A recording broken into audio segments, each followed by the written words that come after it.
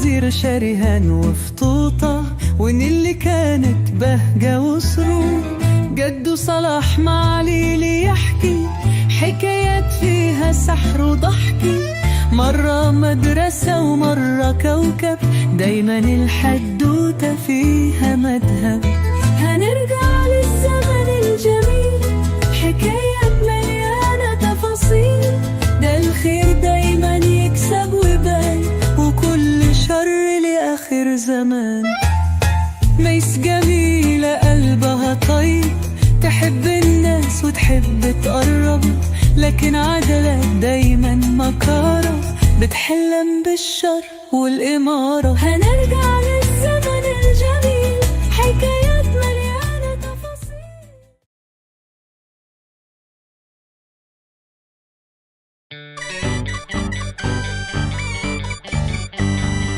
أنا ملاحظة كده يا جدو إنك على طول سرحان وبتفكر، وكل ما أتكلم معاك أو أفتح موضوع أحس إنك بتتوه مني وبتسرح في حاجة تانية. لا يا حبيبتي، أنا بس بفتكر أيام المدرسة وذكريات المدرسة ومدرسين المدرسة، وإزاي كانت عندي في المدرسة مدرسة شابة وجميلة شدني ليها ذكائها وطريقة تدريسها المختلفة عن باقي المدرسين، لدرجة إنها حببت الطلبة جدا في المذاكرة والمدرسة والتعليم.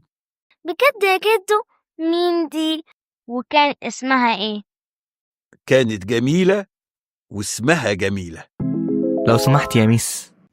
اتفضل يا يوسف.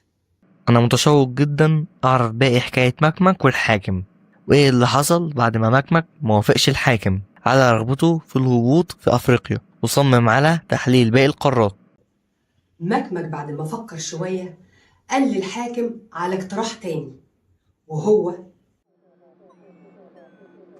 إنهم اقتراحي اثنين وليس واحدا.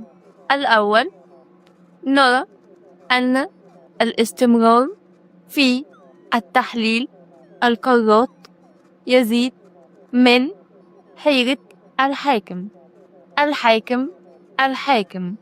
والثاني هو دراسة المنطقة العربية لأنها تقع بين آسيا وأفريقيا، أي تجمع بين القارتين.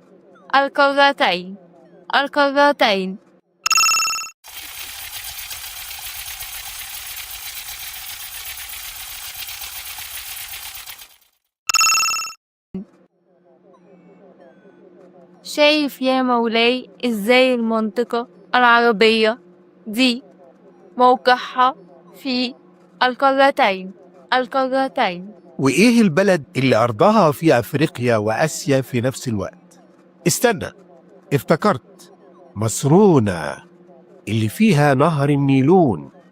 قصدك عظمتك مصر اسمها على كوكب الأرض مصر، واسمها نهر النيل.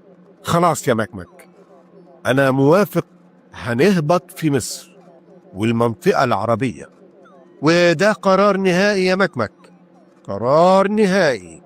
أنا رأيي يا مولاي نراقبهم ونراسلهم الأول ونشوف تواريخهم. اوعى تنسى إننا متقدمين كتير قوي عنهم، وعندنا أسلحة متطورة جدا يا مكمك.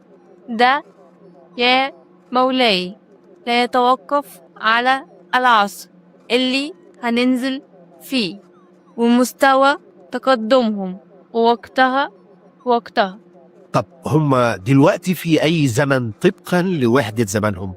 هم دلوقتي يا مولاي طبقا لحساب الزمن عندهم في الربع الأول من القرن 21 ميلاديا. أنا موافق يا مكمك، استعد للهبوط. طب مولاي يحب ينزل في أي مكان وزمان. سؤال ذكي يا مكمك. خلينا نهبط في زمن قبل الزمن الحالي بكم قرن كده. يمكن من خلال تاريخهم نقدر نحدد ملامح شخصيتهم وتكوين ثقافتهم وعقائدهم إلى آخره. ده الزمان. طب والمكان يا مولاي؟ تحب ايه مكان في المنطقة اللي بين القارتين؟ تحب عظمتك مصر خاصة ولا منطقة العربية بشكل عام؟ متهيألي نبدأ بالمنطقة العربية وبعدين نشوف مصرنا. قصد عظمتك مصر يا مولانا الحاكم. مصرنا اللي أنا شايفه هنا إنهم الاتنين صورة طبق الأصل. 5 دقائق أرضية يا مولانا، والشاشة التحليلية هتعرض لعظمتك كل شيء عن المنطقة العربية. والآن هتستعد يا مولانا في هبوط المنطقة العربية.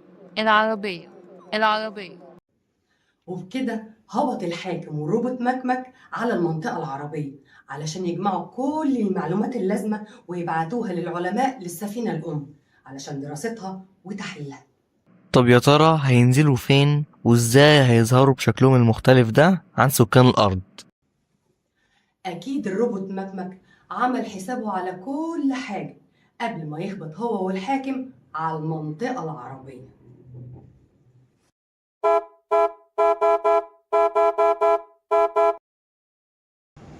ألو، أنا مس عدلات وكيلة مدرسة الصلاح النموذجية. ممكن أكلم الأستاذ السيد المحترم وكيل الوزارة الأستاذ عبد الغني؟ اجتماع، وهيخلص امتى الاجتماع ده؟ لسه بادئ. قدامه قد ايه؟ ساعتين. طب ممكن حضرتك بعد ما يخلص الاجتماع يقول له يكلمني ضروري؟ ايوه، هو عارفني، انا مس عدلات، بخصوص موضوع مهم جدا يخص مدرسة الصلاح النموذجية. شكرا يا فندم، مع السلامة.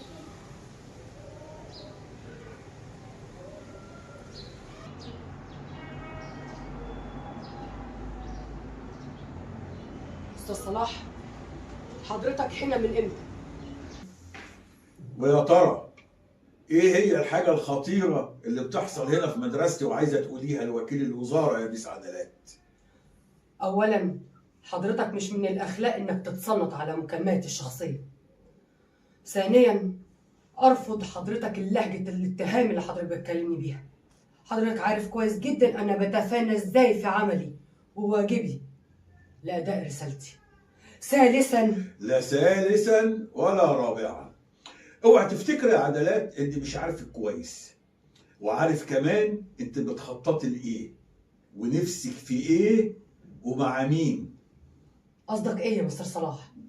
قصدي انت عارفاه كويس، وارجوكي يا ميس عدلات بلاش الحقد اللي جواكي ده، واتقي ربنا بقى في شغلك واكل عيشك. وده اخر انذار ليك يا ميس عدلات.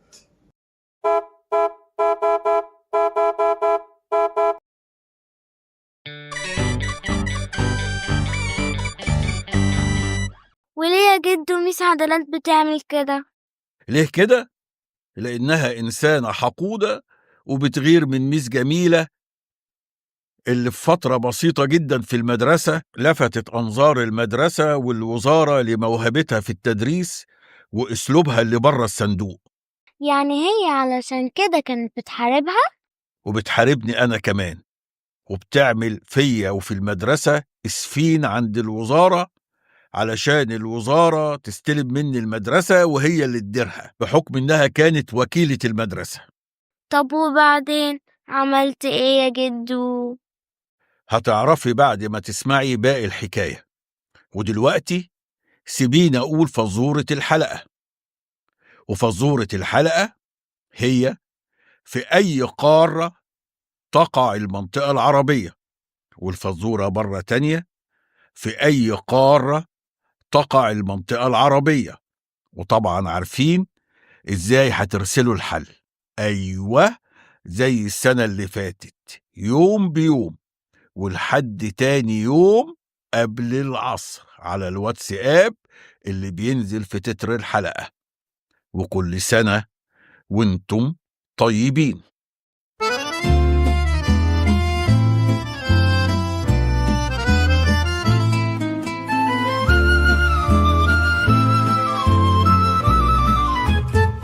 يلا بينا نلعب وندور في الحواديت جوا سطور، فوازير شريهان وفطوطة، ونيلي كانت بهجة وسرور.